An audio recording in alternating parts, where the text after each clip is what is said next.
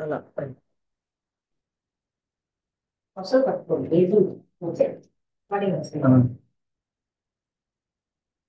ఓం శ్రీ గురుభ్యో నమః. అందరికీ నమస్కారం.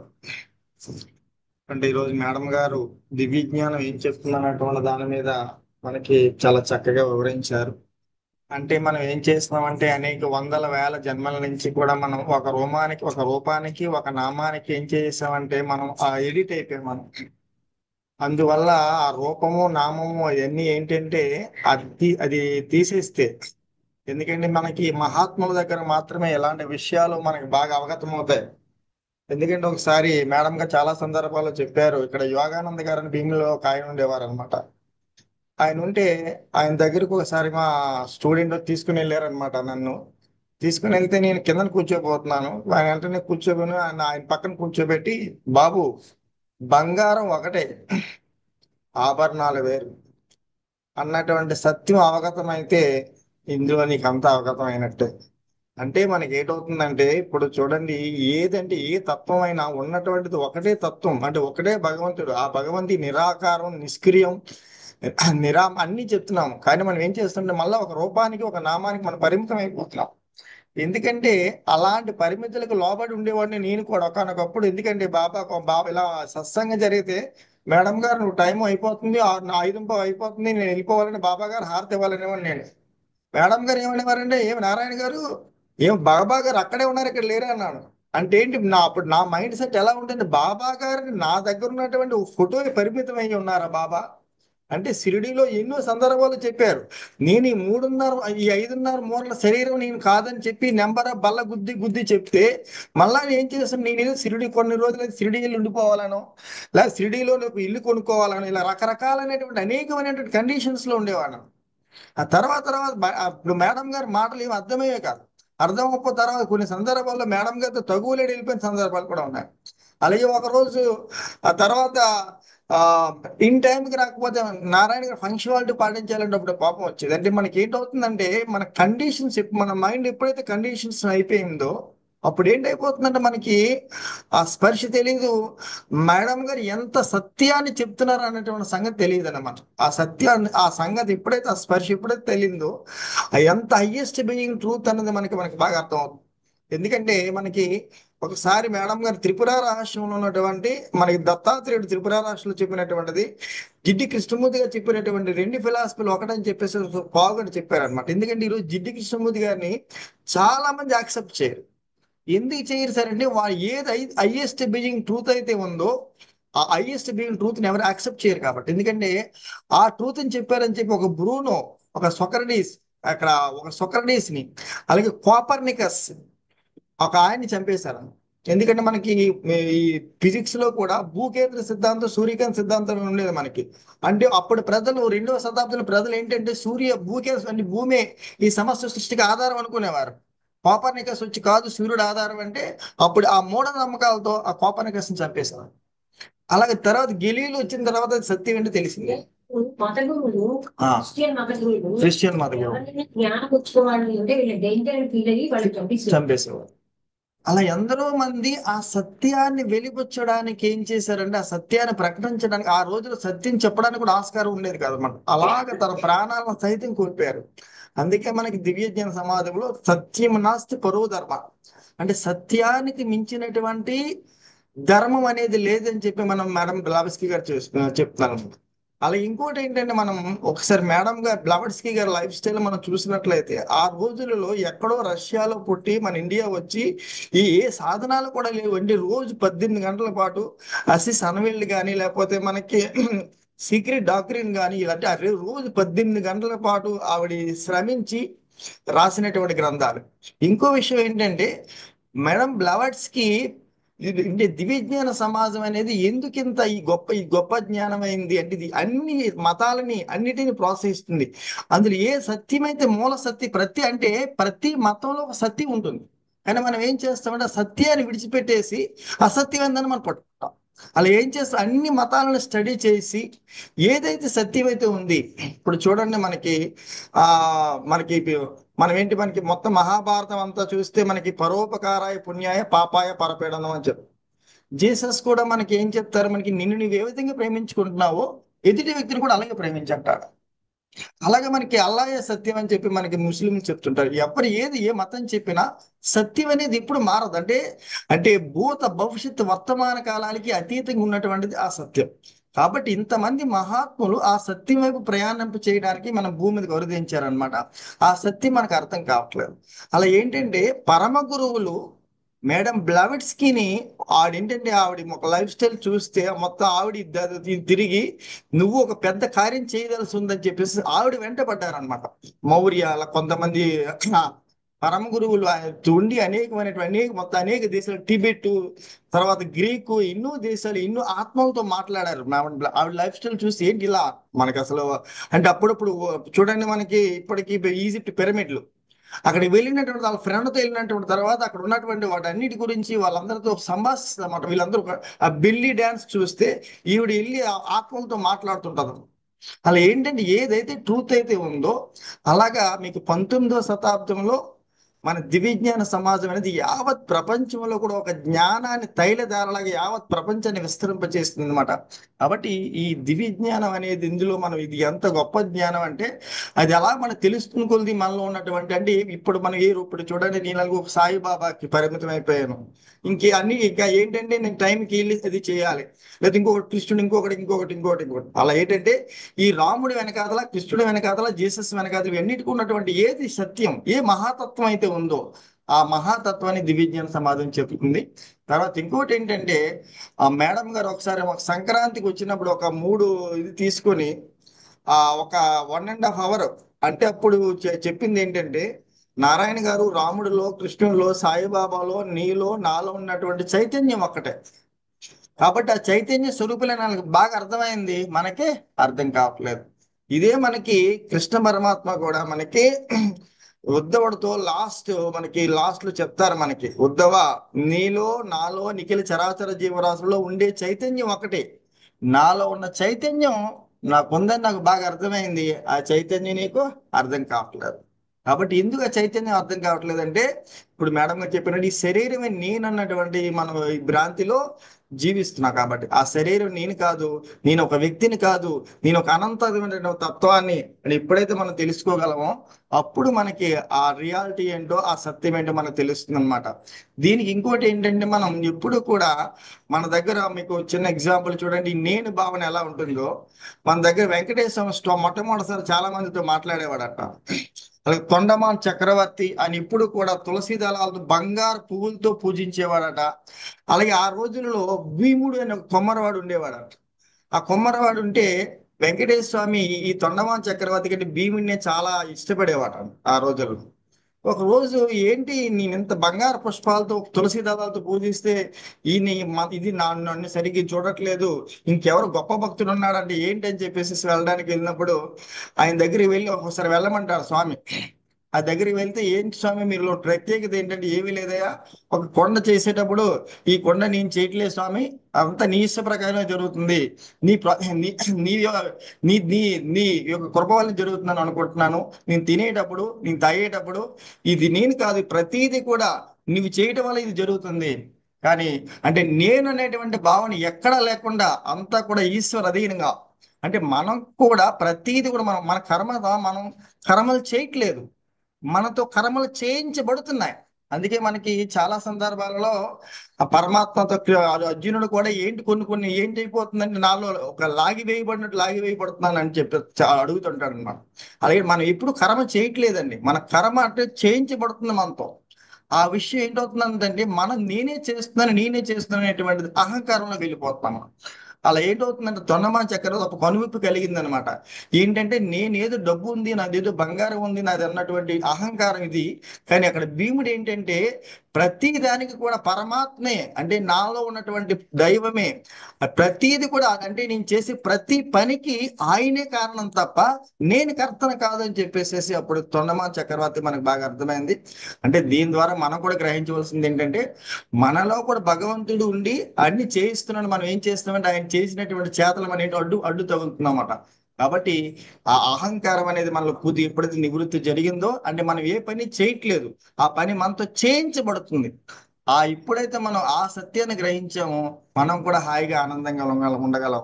కాబట్టి ఇలాంటి గొప్ప దివ్యజ్ఞాన సమాజంలో ఈ సత్యానికి అంటే ఈ గొప్ప ఏ సత్యం అయితే ఉందో, ఏ ట్రూత్ అయితే ఉందో ఆ ట్రూత్ ని మనకి చెప్తున్నారు మనకి మేడం గారు అనేక సత్సంగాల ద్వారా.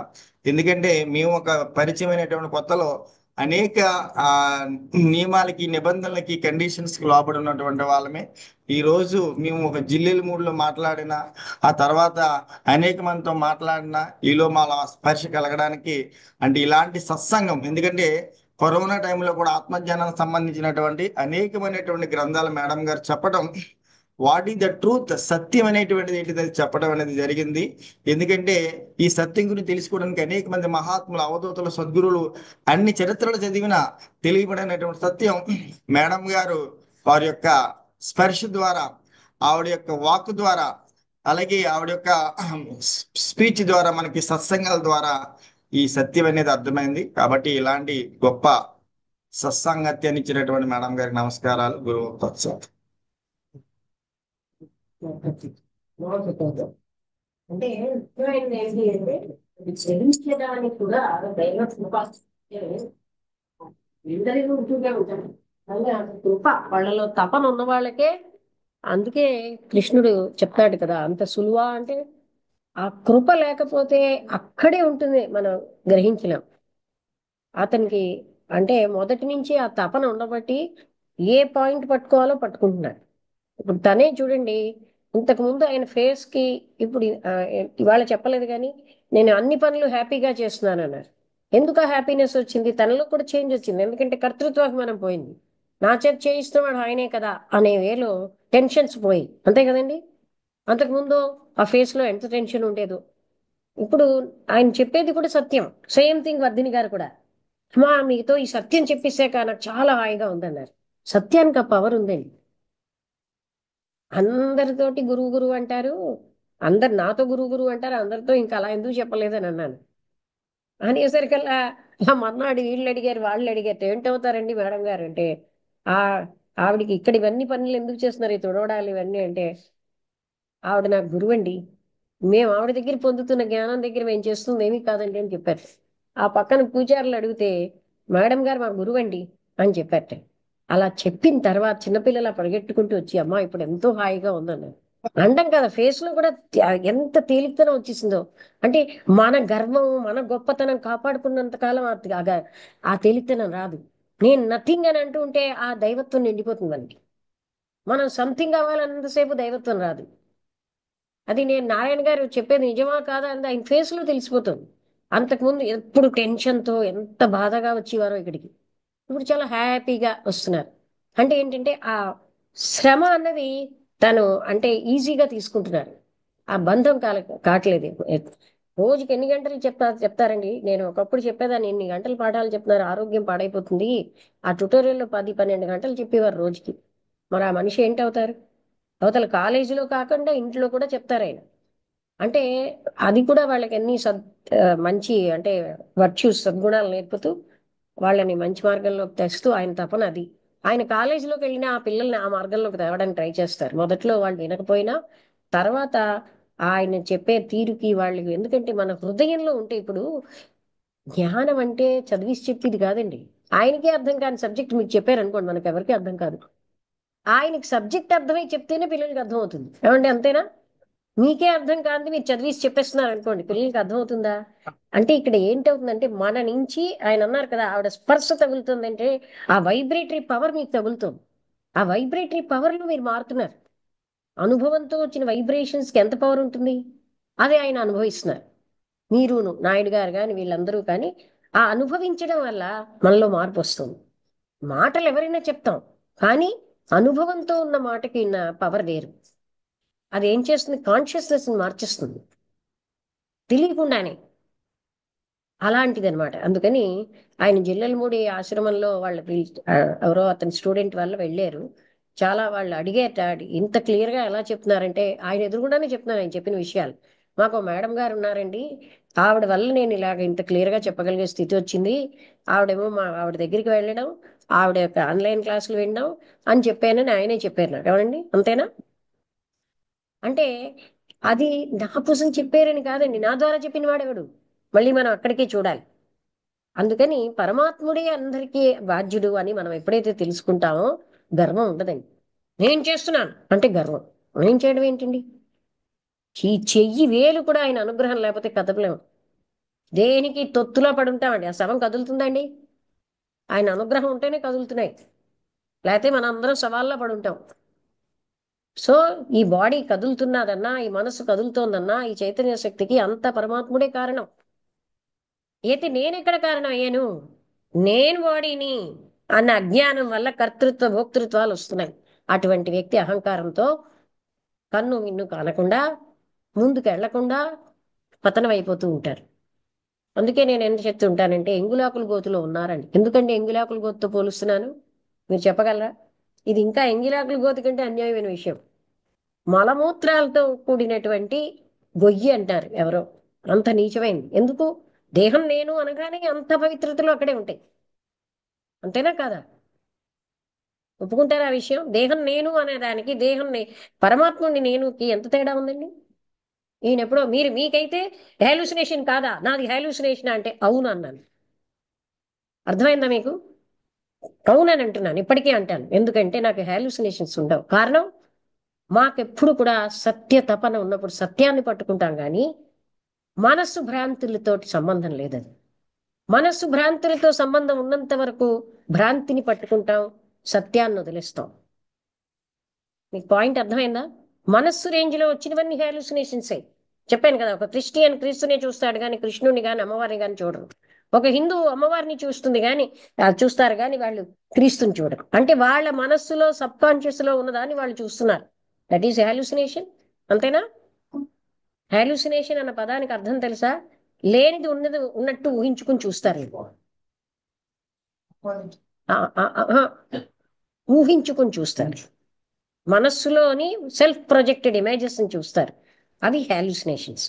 కాదని నేను ఎందుకు గట్టిగా చెప్పగలుగుతున్నాను? నాకు హాలుసినేషన్స్ తో సంబంధం లేదు. నాకు ఇప్పుడు క్రీస్తు వచ్చి ఇక్కడ నిలబడ్డా నేను అది రూపనామరహితుడైన నువ్వు రూపంలో వచ్చావు ఏ పర్పస్ వల్ల అని అడుగుతాను. అంతేగాని ఆయనకి ఏదో కార్యాన్ని నెరవేర్చుకోవాలని వస్తాడు తప్ప ఆయన రూపరహితమైన వాడు కదా. అంతేనా కదా? అంటే రూపంతో ఆయన వచ్చాడంటే there is some purpose to uplift so many people. పరమ గురువులు రూపంతో వచ్చారంటే ఒక గ్రూప్ ఆఫ్ పీపుల్ ని అప్లిఫ్ట్ చేయడానికి వస్తారు. క్రీస్తు కూడా ఒక పరమ గురువే. అందుకనే రిసరెక్షన్ ఏమన్నారండి? ఈ రకంగా ఎవ్వరు సహాయం చేయలేని ఒక స్థితికి వెళ్తారట మనుషులు. ఫోర్త్ ఇనిషియేషన్ లో విన్నారా మీరు? సొంత చుట్టాలు సహాయం చేయరు, దేవతలు సహాయం చేయరు, నా వాళ్ళన్న వాళ్ళు సహాయం చేయరు ఎవ్వరు. అప్పుడు ఒంటరితనంతో బాధపడుతున్న టైంలో అక్కడే పడిపోతారు చాలా మంది. అందులోంచి బయటకు వచ్చిన వాళ్ళని రిసరెక్షన్ అంటారు. అంటే పూర్తి మృత్యుముఖంలోకి వెళ్ళి బయటకు వచ్చారు. అదనమాట పునరుజ్జీవనం అంటే. ఆ స్థితిలోంచి బయటకు వచ్చిన వాళ్ళు చాలా అరుదుగా ఉంటారు.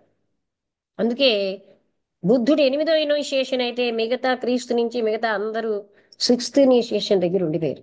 అంటే వాళ్ళు వెళ్తారు, మనం వాళ్ళ యొక్క ఇనిషియేషన్స్ మనం చెప్పలేం కానీ ఆ పుస్తకంలో ఉన్న విషయం మీకు చెప్తున్నాను. అంటే అందుకని చెప్పి దీంట్లో ఇంకా ఇంకా ఉన్నత స్థాయి ఆ త్యాగానికి అంతు లేదనమాట. ఇదంతా తెలిసాక అయ్యో నా స్వార్థం కోసం నేను పూజలు చేసుకుంటూ నేను పూజలు చేయకపోతే ఏ భగవంతుడు శపించేస్తాడని ఆలోచిస్తామండి? ఎందుకు శపిస్తాడండి భగవంతుడు? అంత సంకుచితంగా ఉంటాడా? మీరు చర్చికి వెళ్ళకపోతే మీ క్రీస్తు శపించేస్తాడా? అంత ఆయన చర్చిలో ఉన్నాడు. ఆయన రంకడ్ ఫాస్టర్స్ ఉన్న దగ్గర ఆయన పారిపోయి ఉంటాడు ఈ పాటికి. ఇప్పుడు చూడండి, ఇక్కడ మనం ఆ అసందర్భంగా అంటే అసత్యమైన విషయాలు మాట్లాడుకుంటే ఇక్కడ దైవం యొక్క గాని పరమ గురువులు గాని ఉండరు. ఎప్పుడైతే మన కాండక్ట్ లో శుచి అన్నది లేదో అక్కడ దైవం ఉండరు. ఎందుకంటే virtue is the basis for the spiritual monument. Spirituality అనే ఒక భవనానికి సద్గుణాలు అనే బేస్ ఉండాలి. అది లేని దగ్గర నేను ఎందుకు అస్తమానం డ్రంకర్డ్ ఫాస్టర్స్ అని అంటున్నానంటే నాట్ ఓన్లీ డ్రంకర్డ్స్, ఉమనైజర్స్ ఆల్సో. అది అందరికీ మీకు తెలుసా లేదా? మాటలతో చెప్పండి కదా. ఎన్ని రకాలు మనం చూస్తున్నాం. వాళ్ళకి కాండక్ట్కి ఇంపార్టెన్స్ ఇవ్వరు.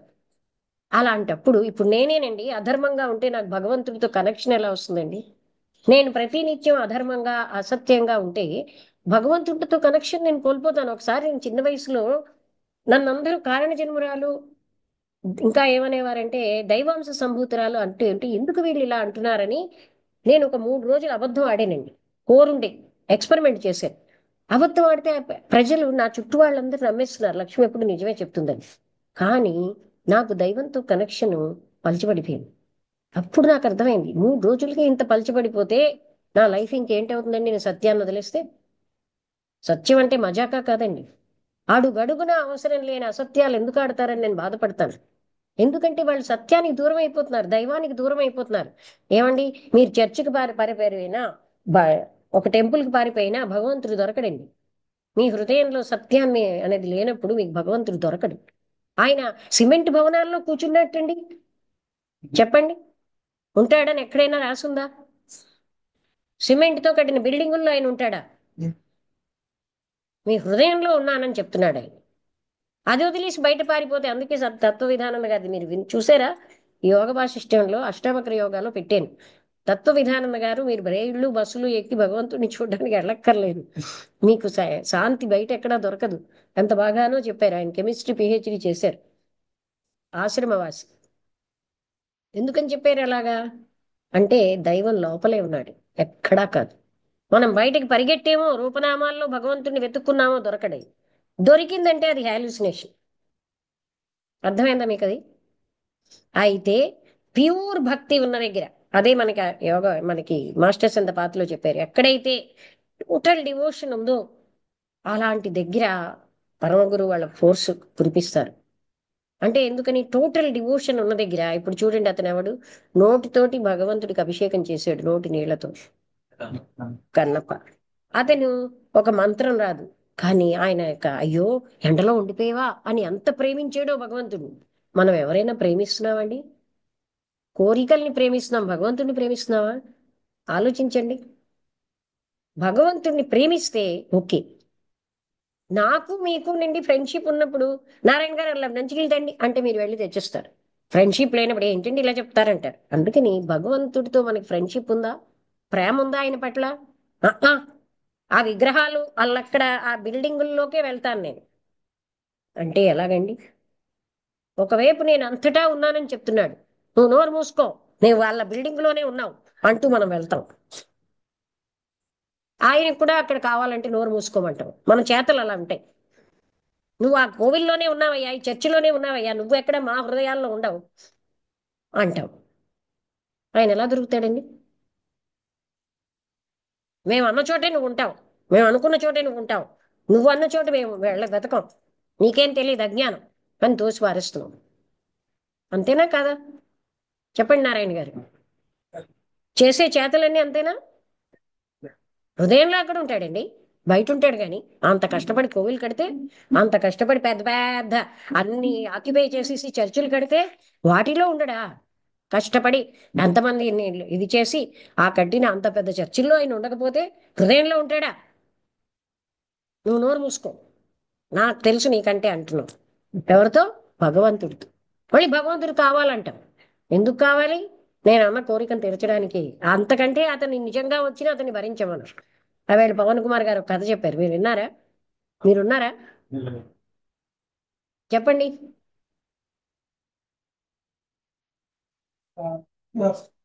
ఇది బాగా వెంకటేశ్వర స్వామి అంటే బాగా ఇష్టం ఉంటారు.